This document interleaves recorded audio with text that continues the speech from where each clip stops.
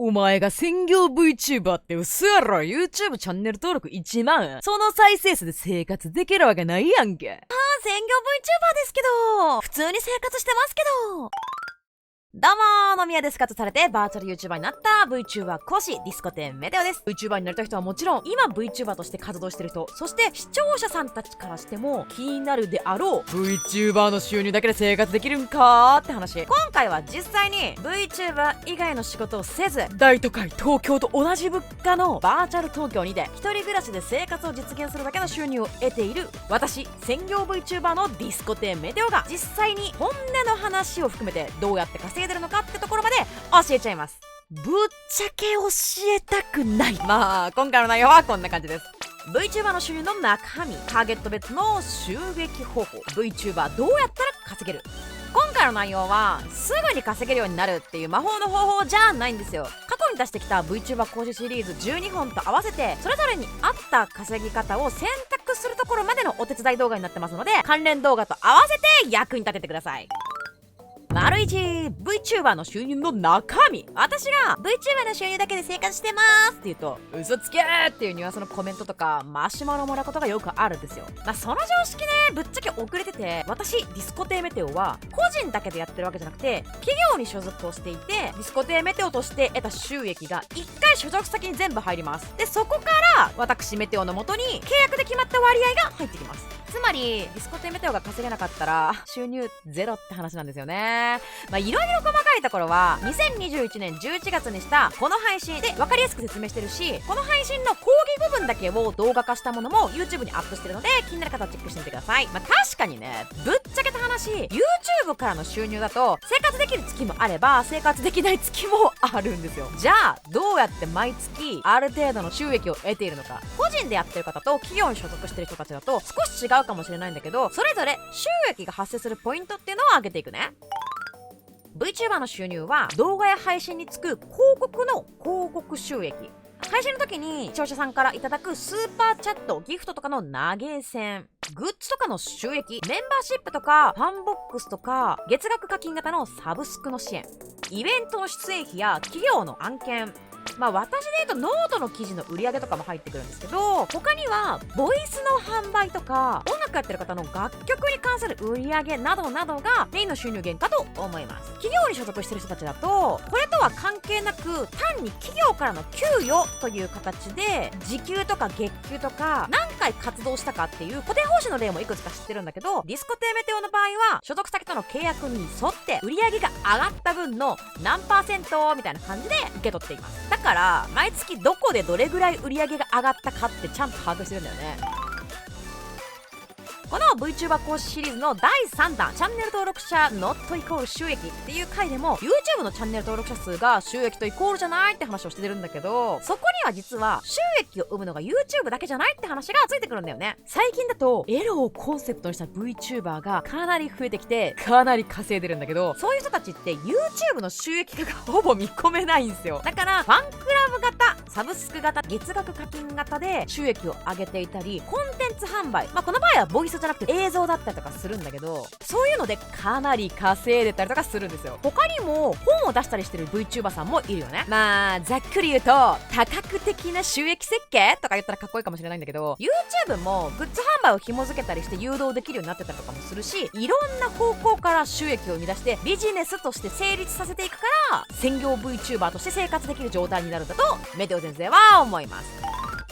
丸にターゲット別の収益方法。ここからはじゃあどうやって稼いでいくのっていう話をしていくよ。プラットフォームっていう言葉を多用していくんだけど、ここでのプラットフォームの意味は YouTube とか Twitch とか活動の場所のことだと思ってほしい。自分の現状や活動の内容、どんなことをやっていきたいかとか、どんな人たちに応援してほしいかとかによって適したプラットフォームの選択っていうのがあるのね。これがターゲット別の収益方法のメインテーマ。マシュマロでこんな相談が来てた。最近 Twitch で配信する VTuber が増えてるのはなぜですか？結論、稼ぎやすいからだと思います。VTuber ってさ、最近ゲーム配信する人めちゃくちゃ多いじゃん。で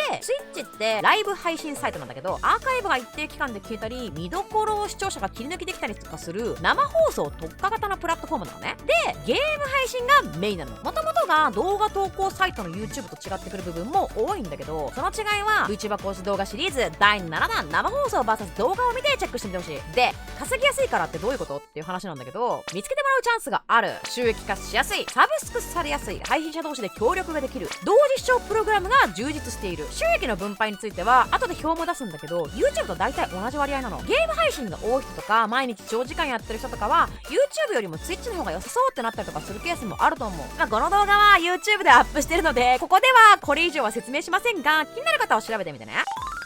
この VTuber 講師シリーズの第5弾ブランディングと第11弾ターゲット設定をちゃんとしてると、どのプラットフォームを選択すると収益が安定するかっていうところが結構明確になるのね。例えば雑談の生放送をたくさんしたいって人で、今そこまで有名じゃない人なら YouTube よりもショールームとかイリアム、リアリティのようなライブ配信サイトで活動した方が見つけてもらいやすかったり、ギフトをもらいやすかったりする可能性が高かったりするのね。よく考えりゃそうなのよ。だってそのプラットフォームってライブ配信サイトだから、今このリアルタイムでお話ししてくれる人を探してる視聴者さんたちが集まる場所で、生放送している人たちが見つけやすくなってるのね。さっきも言ったんだけど YouTube ってもともと動画投稿サイトだから、生放送を探すプラットフォームの作りにはあんまなってないのよ。こんな感じで自分がやりたいこととか設定したターゲット、ブランディングによって使うプラットフォームを選ぶと、自分の成長とかより安定した収益を出していくのに効果的って話なのよ。例えばディスコテーメテオだと VTuber としてどうやったら伸びるかとか、 YouTube ってどうしたら伸びるのみたいな情報を発信してるじゃん。こういう情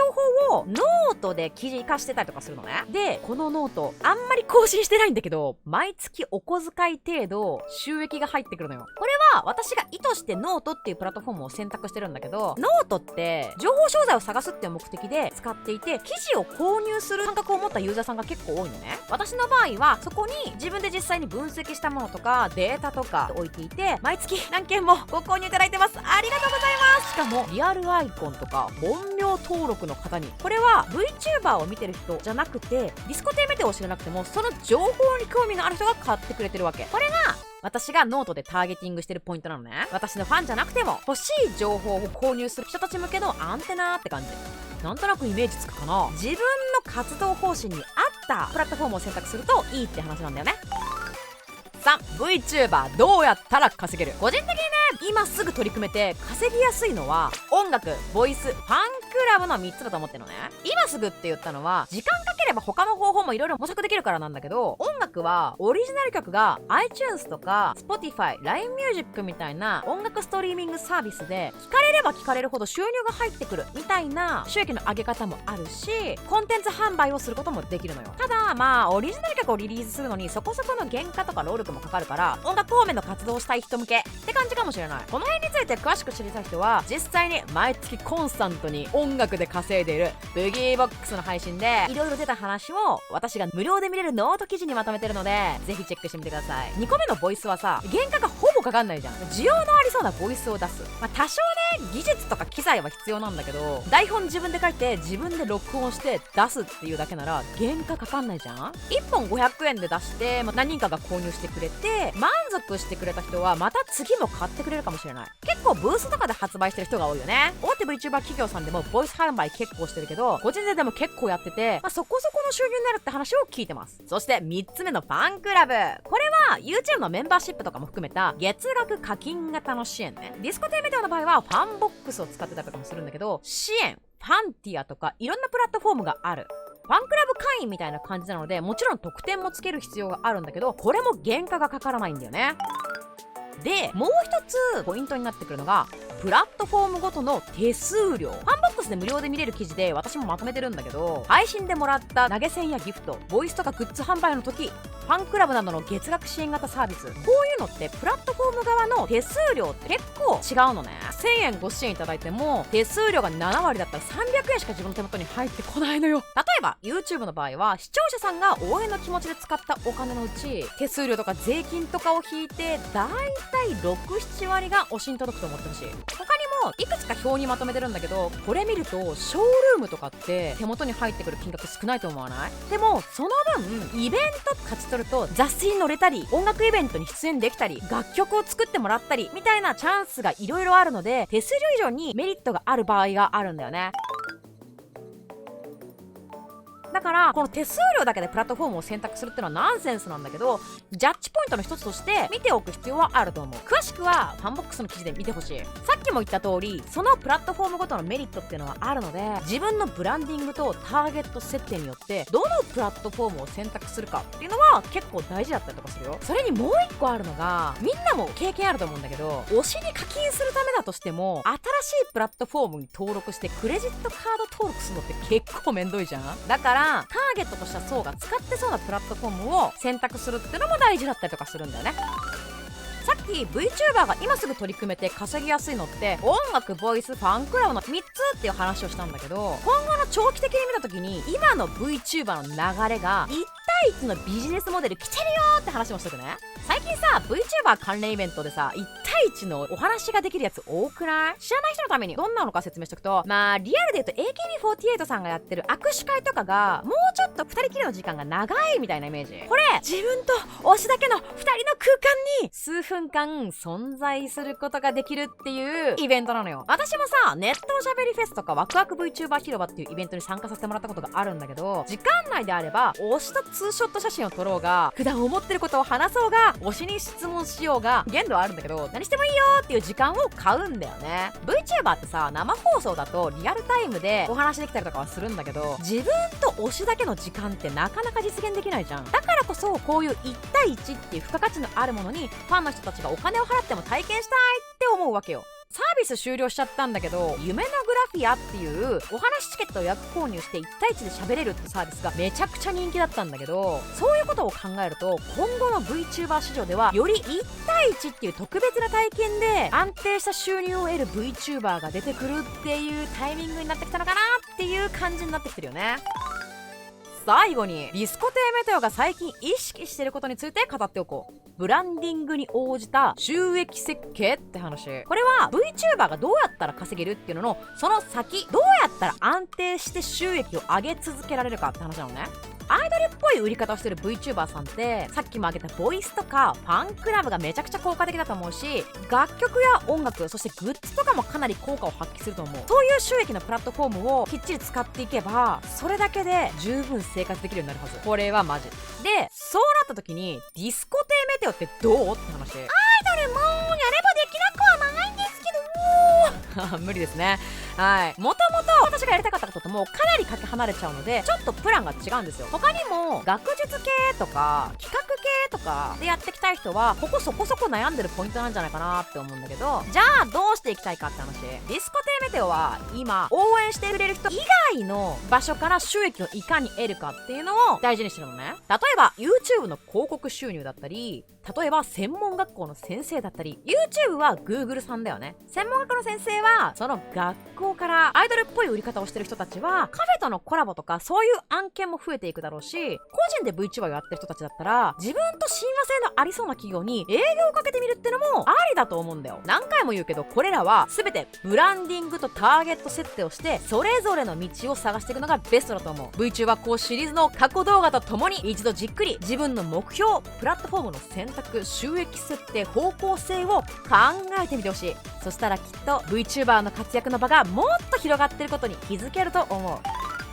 ということで今回のまとめ。1、収益を得られるのは YouTube だけじゃない。2、1対1のビジネスモデルが来てる。3、自分に合った収益方法をチョイスする。今回はちょっと難しい話になっちゃった気がするんだけど、理解できたかな？質問等はコメントに書き込んでってくれれば返信で答えるからね。あと今回何度も出てきた丸5のブランディングと11のターゲット設定は概要欄にリンクも貼ってあるので合わせてチェックしてみてください。てか、過去のシリーズ動画全部見たらいいんじゃね？この動画の高評価、そして YouTube のチャンネル登録、Twitter のフォローもお忘れなく。次週も土曜日18時に VTuber 講シリーズの動画を上げていきます。てなことで、第13弾は以上。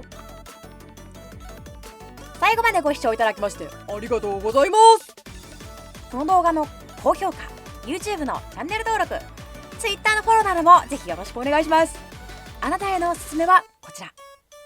それではまたお会いしましょう。ディスコテメデオでした。